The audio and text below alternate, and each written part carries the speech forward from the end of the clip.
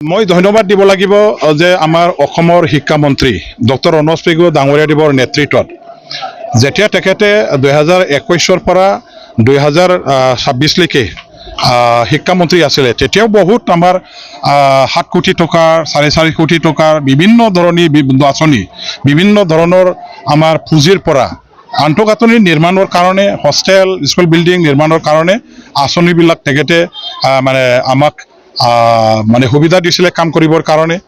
আমাৰ স্কুলবিলাকত দিছিলে ঠিক তেনেদৰে তেখেতে মন্ত্ৰী হোৱাৰ আগতেই মানে তেখেতৰ অফিচাৰবিলাকৰ সহযোগত যেটো এটা আঁচনি দিয়াৰ ব্যৱস্থা কৰা হৈছে মই শিক্ষামন্ত্ৰী ৰণোজ পেগু ডাঙৰীয়াদেৱক ধন্যবাদ দিছোঁ তেখেতে মোৰ সমষ্টিৰ কাৰণে 4.5 কোটি টকাৰ এটা আঁচনি এটা স্কুল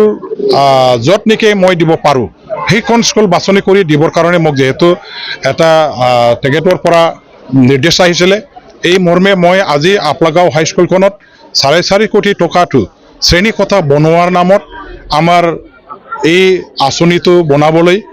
এই পুঁজিটো মই ইয়াত ঘোষণা কৰিছোঁ মই লিষ্টত দিছোঁ ইতিমধ্যে ফাইনেন্স ডিপাৰ্টমেণ্টত গৈছে ফাইনেন্স ডিপাৰ্টমেণ্টৰ পৰা এপ্ৰুভ হৈ অহাৰ লগে লগে এই আঁচনিৰ দ্বাৰা দি আমি নতুন বিল্ডিং নিৰ্মাণ কৰি ল'ব পাৰিম আপলাগাঁও স্কুল মোৰ জীৱনৰ লগত সম্পৰ্ক আছে ইয়াতে মই শিক্ষা দীক্ষা লাভ কৰিছোঁ মোৰ গাঁৱৰ এল পি স্কুলত পঢ়ি মই এম ই স্কুলখন আপলাগাঁও এম ই স্কুলতে পঢ়িছিলোঁ গতিকে আজি আপলাগাঁও স্কুলৰ যিটো অৱদান এওঁলোকৰ লালন পালন এওঁলোকৰ শিক্ষা এওঁসকলৰ মানে যিটো আমাৰ মানে কি কয় উৎসাহ প্ৰেৰণা সেইবিলাক পায়ে মই আজি সমাজৰ কাম কৰিবৰ কাৰণে এই পৰ্যায়লৈকে আহিব পাৰিছোঁ গতিকে মোৰ এইটো এখন মাত্ৰ স্কুল নহয় মোৰ কাৰণে এইটো এটা পবিত্ৰ মন্দিৰ হয় মই য'ত নেকি মানে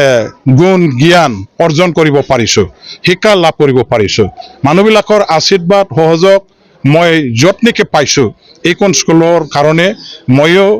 এতিয়া মোৰ ফালৰ পৰা কিবা এটা কৰাৰ দৰকাৰ আছে এইখন স্কুলৰ সদায় উন্নত হোৱাটো মই বিচাৰোঁ সদায় উজ্জ্বল হোৱা মই বিচাৰোঁ আৰু এই স্কুলৰ প্ৰতিটো সমস্যাৰ প্ৰতি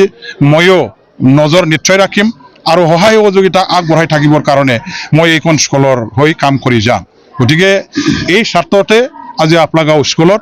মোৰে স্কুল মই পঢ়া স্কুল ইয়াৰ কাৰণে এটা মানে মোৰ ফালৰ পৰা এটা প্ৰসাদ হিচাপে মই গণ্য কৰি পেলাই এইখন স্কুলৰ কাৰণে এই কামটো মই কৰিবৰ কাৰণে ভগৱানৰ নামত দিয়া যিটো প্ৰসাদ সৰস্বতী মাতাৰ নামত দিয়া প্ৰসাদ হিচাপে এইখন মন্দিৰত দিয়া প্ৰসাদৰ এটা নামত গণ্য কৰি পেলাই এই আঁচনিখন মই দিছোঁ ইতিমধ্যে আজিৰ অনুষ্ঠানত আপোনাৰ বহুতো ক্লাছমেট ইয়াত আহিছে আপোনাৰ কেনেকৈ অনুভৱ সঁচাকৈ আমাৰ কাৰণে খুব এটা মানে আৱেগিক এটা মমেণ্ট বুলি মই ক'ব খোজোঁ খুব এটা ইম'চনেল মোৰ কাৰণে এইটো এটা মমেণ্ট কিয়নো বহু বছৰৰ পিছত 20 বছৰ 25 বছৰ 30 বছৰৰ পিছত আজি মোৰ ক্লাছমেটবিলাকক মই একেলগে এই প্ৰগ্ৰামত পাইছোঁ যিসকলক আজি লগ নোপোৱাটো বহু বছৰ হৈছিল মানুহবিলাকৰ চেহেৰা পাতি বহুজনৰ পৰিৱৰ্তন হৈ গ'ল বহুজনৰ একেই আছে বহুজনৰ কিন্তু চিনিব নোৱাৰা ধৰণৰ পৰিৱৰ্তন হৈ গ'ল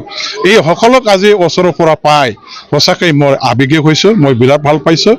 আপলাগাঁও বেলগুৰি অঞ্চল মোৰ জন্মগাঁৱৰ নিচিনা এই অঞ্চলতে মই ডাঙৰ দীঘল হৈছোঁ এই অঞ্চলতে মই শিক্ষা দীক্ষা লৈছোঁ আৰু এই বন্ধুবিলাকৰ মোৰ ক্লাছমেট পুৰণা তেখেতসকলৰ লগত তেনেকুৱা ধৰণৰ ছাত্ৰ জীৱনত আমি মিলা প্ৰীতিৰে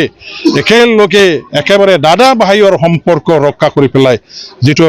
সময় মই পাৰ কৰিছিলোঁ এইটো মই কেতিয়াও পাহৰিব নোৱাৰোঁ আজি আকৌ পুনৰ জীৱিত হৈছে ইয়াৰ কাৰণে মই আৱেগিক হৈছোঁ